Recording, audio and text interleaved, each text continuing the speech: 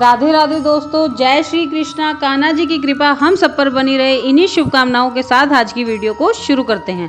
दोस्तों, आप सभी का हमारे YouTube चैनल भक्ति में आस्था पर हार्दिक स्वागत है।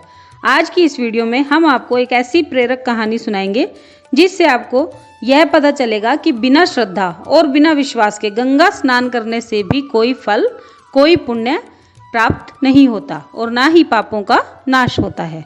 चलिए कथा को शुरू करती हूँ, आप सभी ध्यान से सुनना। एक समय शिवजी महाराज माता पार्वती के साथ हरिद्वार में घूम रहे थे। पार्वती जी ने देखा कि सहस्त्रों मनुष्य गंगा में नहा नहाकर हर हर गंगे कहते चले जा रहे हैं, परंतु प्राय सभी दुखी और पाप परायण हैं।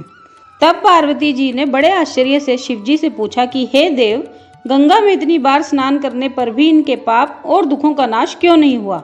क्या गंगा में अब समर्थ नहीं रही? शिवजी ने कहा, हे प्रिय, गंगा में तो वही समर्थ है, परंतु इन लोगों ने पाप नाशनी गंगा में स्नान किया ही नहीं है, तब इन्हें लाभ कैसे होगा? पार्वती जी ने आश्चर्य से कहा कि स्नान कैसे नहीं किया?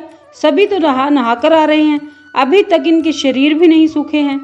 फिर शिवजी ने कहा, ये केवल जल में डुबकी लगाकर आ रहे हैं, तुम्हें कल इसका रहस्य समझाऊंगा।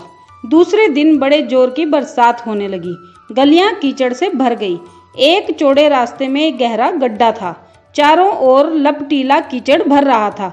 शिवजी ने लीला से ही वृद्ध रूप धारण कर लिया और दीन विवश की तरह गड्ढे में जाकर ऐसे पड़ गए जैसे कोई मनुष्य चलता चलता गड्ढे में गिर पड़ा हो और निकलने की चेष्टा करने पर भी न निकल पा रहा हो।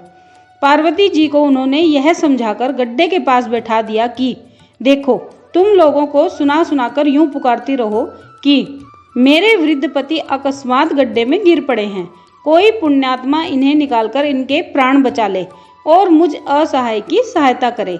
शिवजी ने यह और समझा दिया कि जब कोई गड्ढे में से मुझे निकालने को तैयार हो, तब इतना और कह देना कि भाई, मेरे पति सर्वथा निष्पाप हैं, इन्हें वही छुए जो स्वयं निष्पाप हो।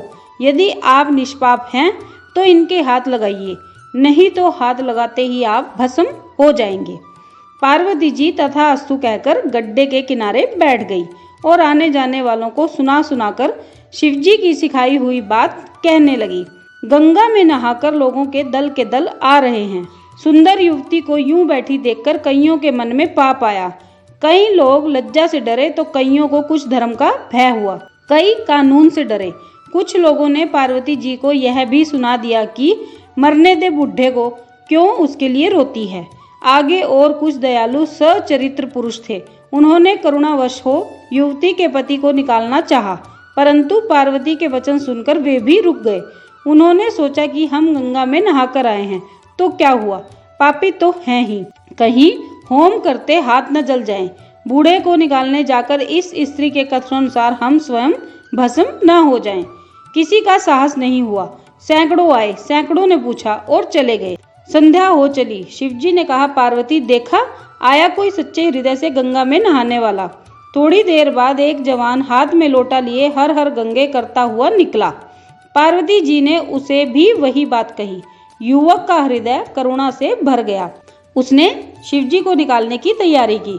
पार्वती ने रोककर कहा कि भाई, यदि तुम सर्वथा निष्पाप नहीं होगे तो मेरे पति को छूते ही जल जाओगे। उसने उसी समय बिना किसी संकोच के दृढ़ निश्चय करके पार्वती जी से कहा कि माता, मेरे निष्पाप होने में तुझे संदेह क्यों होता है? देखती नहीं, मैं अभी गंगा नहाकर आया हूँ। भला गंगा में गोता लगाने के बाद भी कभी कोई पाप रहता है? तेरे पति को निकाल देता हूँ। युवक ने लपक कर बूढ़े को ऊपर उठा लिया। शिव पार्वती ने उसे अधिकारी समझकर अपना असली रूप प्रकट कर दिया, उसे दर्शन देकर कृतार्थ किया। शिवजी ने पार्वती से कहा कि इतने लोगों में से इस एक ने ही गंगा का स्नान किया है। इस दृष्टांत के अनुसार जो लोग बिना श्रद्धा और बिना विश्वास के केवल दंभ के लिए गंगा स्नान करते हैं, उन्हें वास्तविक फल नहीं मिलता, परंतु इसका मतलब यह नहीं है कि गंगा स्नान व्यर्थ जाता है। गंगा स्नान का बहुत पुण्य होता है। राधे राधे।